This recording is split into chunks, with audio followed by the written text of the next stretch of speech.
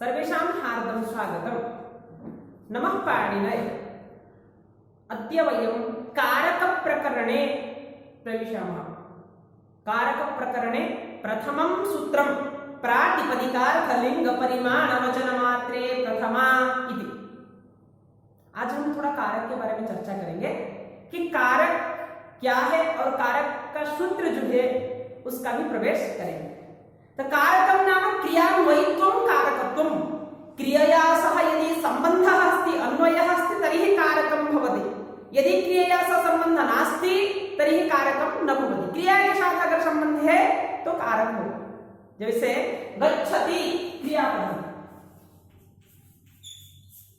कः गच्छति, गच्छति मतलब जा रहा है। कः गच्छति, रामः गच्छति। तर्हि क्रियया सह रामस्य सम्बन्धः अस्ति, अत्र कारकं भवति। परन्तु यदि वदामि दशरथस्य पुत्रः गच्छति, तर्हि गमनक्रियायाः कर्ता पुत्रः। कः गच्छति, पुत्रः गच्छति।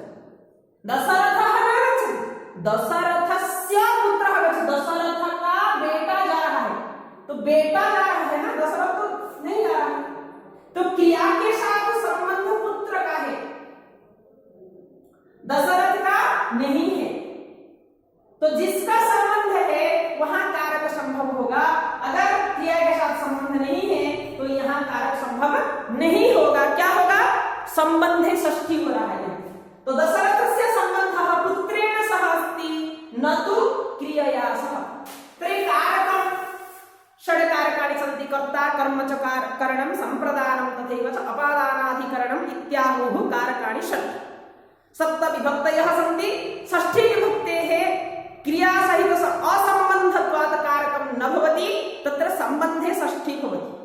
इदानीं प्रथमा विभक्तिः अस्ति, तर्हि प्रथमा विभक्तौ कर्तृकारकं भवति। कुत्र कुत्र प्रथमा विभक्तिः, तस्मिन् विषये पाणिनिना प्रोक्तं सूत्रं प्रातिपदिकार्थलिङ्गपरिमाणवचनमात्रे प्रथमा इति। तर्हि सूत्रं पश्यामः। अत्र द्वे पदे स्तः। प्रातिपदिकार्थलिङ्गपरिमाणवचनमात्रे इति एकं पदं, प्रथमा इति एकं पदं। तर्हि एतावत्पर्यन्तं यत् पदमस्ति तत् सप्तमी विभक्ति एकवचनं, प्रथमा इति प्रथमा विभक्ति एकवचनं। तर्हि अत्र विग्रहः पदच्छेदः पदार्थोक्ति विग्रहः। विग्रहः भवति प्रातिपदिकार्थश्च लिङ्गं च परिमाणं च वचनं च प्रातिपदिकार्थलिङ्गपरिमाणवचनानि। प्रातिपदिकार्थलिङ्गपरिमाणवचनानि एव अर्थमात्र शब्दः भवति अश्वपदविग्रहे। प्रातिपदिकार्थलिङ्गपरिमाणवचनमात्रं तस्मिन् प्रातिपदिकार्थलिङ्गपरिमाणवचनमात्रे प्रथमा। तर्हि प्रथमा नाम प्रथमा विभक्ति कुत्र कुत्र भवति। इदानीं पश्यतु, मात्रे इति पदमस्ति, ततः पूर्वं वचनपर्यन्तं द्वन्द्वसमासः। च च च च भवति प्रातिपदिकार्थश्च, लिङ्गं च, परिमाणं च, वचनं च। तर्हि चार्थे द्वन्द्व, चकार बहुलो द्वन्द्व। तर्हि द्वन्द्वसमासस्य अन्तिमे मात्रशब्दः अस्ति। तर्हि द्वन्द्वान्ते श्रूयमाणं पदं प्रत्येकम् अभिसंबध्यते। एक न्याय है। क्या कह रहा है, अगर द्वंद्व समास है और द्वंद्व के अंत में कोई शब्द सुनाई दे रहा है, पद सुनाई दे रहा है, तो वह पद द्वंद्व समास जिन पद का लेकर किया गया है प्रत्येक पद के साथ मिल जाएगा। तो जब ऐसे हो जाएगा तो इसका अर्थ क्या होगा, प्रातिपदिकार्थ मात्रे, लिंग मात्राधिक्ये, परिमाण मात्रे, वचन मात्रे प्रथमा। तो ऐसे हो। अभी प्रातिपदिकार्थ नाम नियतो उपस्थितिकः प्रातिपदिकार्थः। वृत्ति को देखो, लिखा है नियतो उपस्थितिकः प्रातिपदिक मतलब शब्द।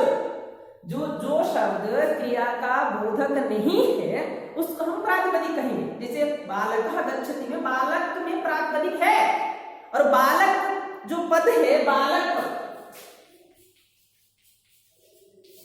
ये प्रातिपदिक ही है। लेकिन बालक में जब विभक्ति लगेगा तब बालक कहाँ होता है, पद हो जाता है। शुभ प्रत्यय लगने के बाद सुप्तिंगंतम पद से पद संज्ञा हो जाती है। अभी बालक प्रातिपदिक है, लेकिन प्रातिपदिकार्थः कहा नियतो उपस्थितिकः प्रातिपदिकार्थः नियता उपस्थितिः यस्य नियतो उपस्थितिकः।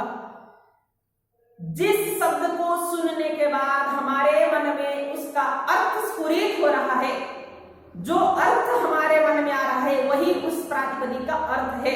जैसे मैं बोलूंगा सुधा खंड, तो इससे आपको ऐसे अर्थ नहीं आएगा कि मैं पानी पीऊंगा, इतना बड़ा सा कुछ चीज होगा जिसमें पानी रख के हम पी सकते हैं, वो नहीं है, ये लिखने के योग्य है। तो इसका जो अर्थ आपके मन में आ रहा है यही है प्रातिपदिक अर्थ। तो नियतो उपस्थिति कहा प्रातिपदिक अर्थ। मात्र शब्द से प्रत्येकम योग, और मात्र शब्द का प्रत्येक पद के साथ योग करना कहता है। बोल दिया आपको कि प्रातिपदिक अर्थ मात्रे लिंग मात्रादि आधिक्ये परिमाण मात्रे वचन मात्रे प्रथमा स्यात्। अभी प्रातिपदिकार्थ मात्रे प्रथमा स्यात् इत्यत्र वदति उच्चैः नीचैः कृष्णः श्रीः ज्ञानम् अलिंगाः नियतलिंगाश्च प्रातिपदिकार्थ मात्रे इत्यस्य उदाहरणम्। तो प्रातिपदिकार्थ मात्रे ये जो पद है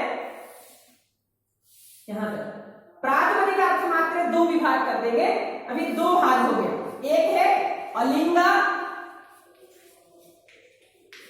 अलिंगाः शब्दः और एक है नियतलिंगाः।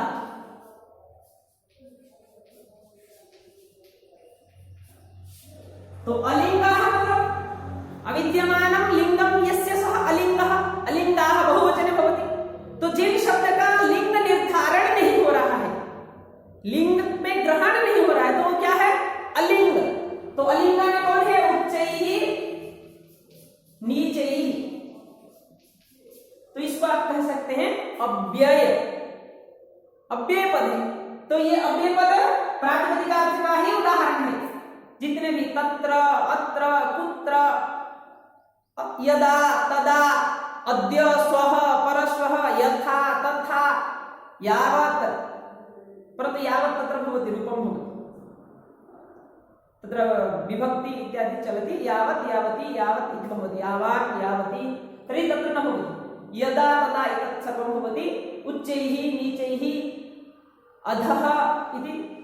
तर्हि एतत् सर्वं अव्ययपदानि अलिंगाः शब्दाः प्रातिपदिकार्थ मात्रे प्रथमा विभक्ति भवति। तत् नियतलिंगाः नाम नियतं लिंगं येषां ते नियतलिंगाः। नियतं नाम निश्चितं, जिन शब्द का लिंग निश्चित है, पुल्लिंग मीन्स पुल्लिंग में ही होगा।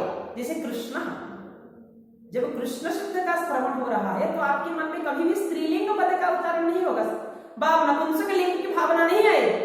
तो इन शब्द की लिंग निर्धारित है। तो नियतलिंगाः शब्दाः प्रातिपदिकार्थ मात्रे प्रथमा विभक्तिम् अर्हन्ति। तर्हि नियतलिंग नाम निश्चितलिंगः, कृष्ण, बालक, शिक्षक, छात्र, माता, पुत्री, द्रोणी, फलं पुष्पं पुस्तकम् एतानि पदानि नियतलिंगानि भवन्ति। तर्हि एतेषां प्रातिपदिकार्थ मात्रे प्रथमा। अभी आपको मालूम हो गया कि प्रातिपदिकार्थ मात्रे प्रथमा दो भाग हो गया, अलिंग और एक नियतलिंग। अलिंग में अव्यय पद आएंगे और नियतलिंग में जितने प्रातिपदिक हम प्रयोग कर रहे हैं, जिन शब्द की लिंग निर्धारित है, वो हो जाएंगे प्रातिपदिकार्थ मात्रा। अभी नेक्स्ट क्या है, लिंग मात्रादि आधिक्य। और लिंग मात्रादि आधिक्य का क्या बोल रहा है उदाहरण देखो, तटः तटी तटम नाम अनियतलिंगास्तु लिंग मात्राधिक्यस्य उदाहरणम्। अभी लिंग मात्राधिक्य प्रथमा का अनियतलिंग कह रहा है। तो नियतलिंग न नियतलिंग अनियतलिंग। तो अनियत न नियत न इसका पुरुष समास, जैसे न धर्म अधर्म, न सत्यम असत्यम, न नियतम अनियतम। अनियतम लिंगम येषां ते अनियतलिंगाः। तर्हि अनियतलिंगाः के भवन्ति, ततः तटी तटम। अभी देखो तट प्रातिपदिक है, लेकिन तटः पुल्लिंग में, तटी स्त्रीलिंग में और तटम नपुंसकलिंग में, तीनों लिंग में इसका प्रयोग हो रहा है। ये इसका लिंग निश्चित नहीं है, पुल्लिंग स्त्रीलिंग नपुंसकलिंग तीनों लिंग में इस पद का प्रयोग हो रहा है। तो ऐसा शब्द और कौन है, जितने भी विशेषण पद होते हैं, जैसे सुंदरः सुंदरी सुंदरम, दुष्टः दुष्टा दुष्टम, उन्नतः उन्नता उन्नतम, तीनों लिंग में प्रयोग होते हैं। तो ये सब हो जाएगा लिंग मात्राधिक्यस्य उदाहरण हो जाएगा। अभी आगे क्या आ रहा है, परिमाण मात्रे द्रोणो व्रीहि। द्रोणो व्रीहि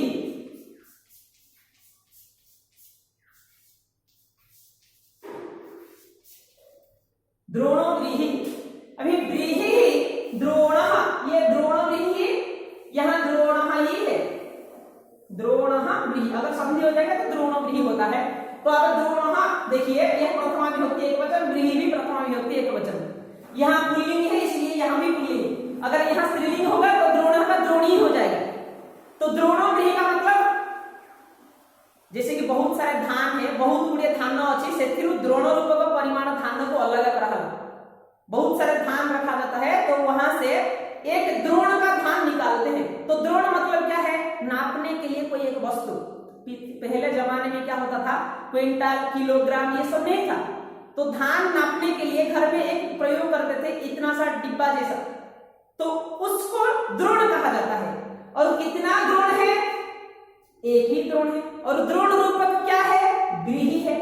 तो व्रीहि मतलब धान, तो कितना धान बोल रहा है, द्रोण व्रीहि मतलब द्रोण रूपम यत् परिमाणम तत् परिच्छिन्नः व्रीहि इत्यर्थः।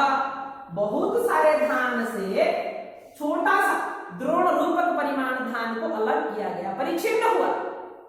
अभी द्रोण का विचार थोड़ा गंभीर है, इसको थोड़ा देखते हैं कि द्रोण कैसे बना। द्रोण प्लस सु, जैसे बालक से सु लगता है बालक होता है, राम से सु लगता है राम होता है, तो द्रोण से सु लगा द्रोण। अभी द्रोण है प्रकृत और सु होता है प्रत्यय। अभी प्रकृति अर्थ है परिमाणे, प्रत्ययार्थ अभेदेन संसर्गेण व्रीहौ विशेषणम। अभी प्रकृति अर्थ का मतलब हो गया परिमाण अर्थ, और प्रत्ययार्थ क्या है, अभेद है, अभेद संसर्ग। अभी प्रत्यय का अर्थ एक वचन है, अगर सु में हम औ लगा देंगे सु के जगह तो द्रोणः नहीं होगा, द्रोणम। जस लगा देंगे तो द्रोणा, तो बढ़ता है ना। तो ये जो परिमाण बढ़ाता है, कौन बढ़ाता है, प्रत्ययार्थ। तो लिखता है कि प्रकृति अर्थ नाम प्रत्ययार्थ परिमाण, प्रकृति अर्थ का अर्थ परिमाण नहीं है, प्रत्ययार्थ का अर्थ परिमाण। तो यहाँ जो सु है ये परिमाण सूचक है, तो सु को अगर औ कर देंगे तो द्विवचन हो जाएगा, दो द्रोण। जस लगाने के बहुत सारे द्रोण का धान हो जाएगा। तो ये प्रत्ययार्थ परिमाण है। प्रकृति अर्थ, प्रकृति का अर्थ क्या है, नापने योग्य कोई वस्तु। तो प्रकृति अर्थ अभेदेन संसर्गेण, न भेद अभेद, जिसको हम अलग नहीं कर सकते।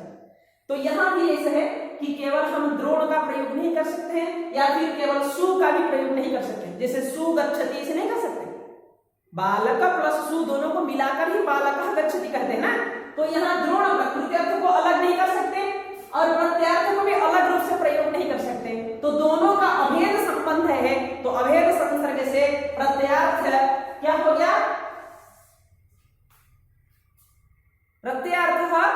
प्रत्ययार्थे परिमाणे प्रकृत्यर्थः अभेदेन संसर्गेण व्रीहौ विशेषणम्। यहाँ लिख रहा है कि प्रत्ययार्थ परिमाणे प्रकृत्यर्थः अभेदेन संसर्गेण विशेषणम्। तो प्रकृत्यर्थ अभेदेन, ये विशेषण हो गया, द्रोण जो है प्रकृत्यर्थ विशेषण हो गया। और विशेष्य कौन है, सु। अभी आगे जो लगता है व्रीहि, तो यहाँ द्रोण को विचार नहीं करते, द्रोण कुल तीनों ये दोनों मिलाकर प्रयोग होता है, द्रोण व्रीहि। अभी व्रीहि से पहले कौन है, सु है। व्रीहि पूर्व क्या है, सु। सु मतलब प्रत्ययार्थ। तो मो सामान्य खबर कही पूर्व एठी जी अछि से होछि विशेषण। तो एठी सु कोन है, विशेषण केमिति नवदति प्रत्ययार्थस्तु परिच्छेद्य परिच्छेदक भावेन। अभी परिच्छेद्य परिच्छेदक भाव है दोनों के बीच, ये प्रत्ययार्थ हो जाएगा विशेषण, व्रीहौ विशेषणम। अभी व्रीहि में प्रत्ययार्थ हो गया विशेषण। जब हम द्रोण प्रकृति अर्थ को और सु प्रत्ययार्थ की विचार करेंगे तो विशेषण हो जाएगा प्रकृति अर्थ और विशेष्य हो जाएगा सु प्रत्ययार्थ। और दोनों में संबंध क्या है, अभेद संबंध। और जब सु और व्रीहि के विचार करेंगे, मतलब प्रत्ययार्थ और व्रीहि दोनों का विचार करेंगे, तो प्रत्ययार्थ हो जाएगा विशेषण, व्रीहि हो जाएगा विशेष्य। और प्रत्ययार्थ और व्रीहि के बीच में संबंध क्या है, परिच्छेद्य परिच्छेदक भाव। जैसे यत् प्रत्यय लगा है, खाद्य खादक। जैसे मैं बोल रहा हूं बालकः खादति, फलम खादति। अभी बालक खा रहा है तो बालक होगा खादक, और किसको खा रहा है, फल को, तो फल हो जाएगा खाद्य, तो खाद्य खादक। ऐसे छेद्य छेदक, परिच्छेद्य परिच्छेदक। बहुत सारे धान था इतने सारे धान से छोटा सा द्रोण ही अलग किया धान को, तो अलग करने का योग्य किसमें है? कौन अलग कर रहा है? ये जो प्रत्यार्थ सु, ये परिमाण सूचक है और ये अलग कर रहा है, तो द्रोणो व्रीहि में परिच्छेदक हो जाएगा द्रोण प्रत्यार्थ, और व्रीहि को अलग किया जाता है, जिसको खाया जाता है वो खाद्य, और जिसको अलग किया जाता है वो है परिच्छेद्य। तो दोनों के बीच में परिच्छेद्य परिच्छेदक भाव संबंध है। जब दोनों के विचार हम करेंगे तो विशेषण हो जाएगा सु प्रत्यर्थ। तो आप ध्यान में रखिए, जो पहले होता है वही विशेषण है यहाँ। द्रोण और सु में प्रकृति अर्थ विशेषण और सु और व्रीहि में प्रत्यार्थ विशेषण। आगे बोल रहा है अभेद, हाँ, परिच्छेद्य परिच्छेदक भाव है ना व्रीहि विशेषणम। आगे वचन मात्र प्रथमा, वचनम नाम संख्या। यहाँ उदाहरण दे रहा है एकः द्वौ बहवः। अभी एकः जब हम कहा तो एक से एक संख्या की ग्रहण होता है, संख्या उक्त हो जाता है, तो फिर वचन का ग्रहण करने का क्या मतलब रहा?